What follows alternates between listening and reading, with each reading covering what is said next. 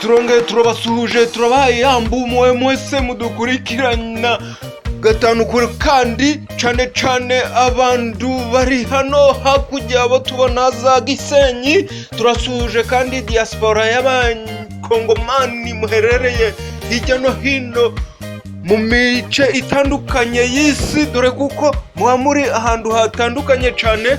Turasuhuza by'umwihariko abanyamurenge muherereye muri diaspora, mwese turabahaye kaze hano ku muyoboro wacu. Tugiye kubagezaho amakuru agezweho. Ahangaha murahasanga amakuru bwizewe.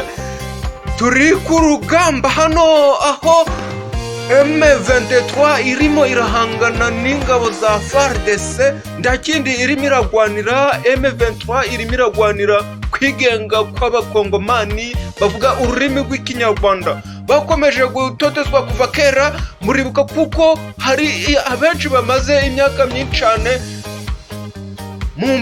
mu nkambi z'impunzi zigiye zitandukanye, ndetse ibyo byabujije imitwe itandukanye ifatanya na leta ya Congo gukomeza gutoteza n'abari mu bice bitandukanye by'aba Sud Kivu na Nord Kivu. Ubu rero uko bimeze murabona kuko kugeza ubu hari ibice byinshi M23 nyuma yaho yongeye kwegura ibigwanisho imaze kwigarurira. Twagiye tubibagezaho mu ma update yacu agiye atandukanye. Muri byo twabibutsa kuko aho baherutse kwigarurira ni ibice by'imisozi ya Bizuru, twababyira umupaka muto wa Gasizi, twababyira Gitotoma, ndetse kuri ubu ngubu icyo tuje kubabyira ni uburyo barimo barakirwa. Ese abaturage barimo barakira bate Rio de Sarambwe M23 aho bamaze kwigarurira bari kwakirwa bate? Nguko mubibona kuri aga mafoto murabona kuko M23 aho yamaze kwigarurira irimo irakirizwa Amata. Bari kuyiha amata bakabaha impundu, bakababyira bati vous êtes notre sauveur, mwatukijije muratubohoye. Ingo yitwara turiho y'imitwe yitwaje indwaro yitandukanye ya za mayimayi n'abandi ba FDLR n'indi mitwe yose ifatanya na FAR.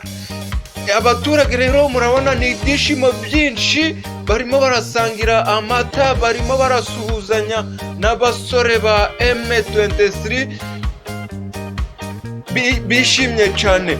Ubu ngubu rero twabibutsa kuko uyu munsi byakomeje nanone gukomera. Abasore ba M23 berekeje umutima kuri Goma.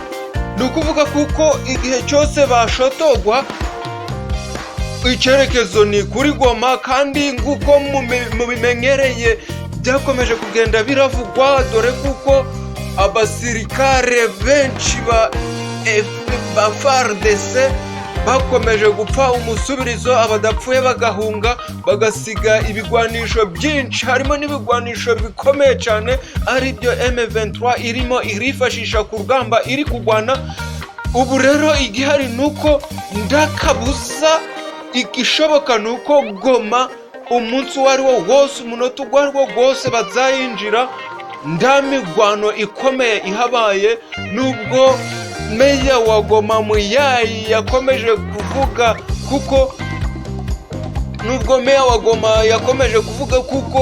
bitegura akamobiliza abaturage ababyira kwitegura guhangana na M23, ariko ikigaragara nuko igihe icyo cyose umunota uwo ari wo wose M23 ishobora kuzinjira igoma nda uyisubiza inyuma, kuko abasirikare nguko twabibabwiye batangiye gufata inzira igana i Bukavu. Abandi benshi cyane bafata inzira igana Sake, baragenda n'amapikipiki, abandi baragenda mu bamodokari bajana n'imiryango yabo bayijana i Bukavu. Ihe Ville de Goma izaba imaze gufatwa na M23, imiryango yabo ndizasufre.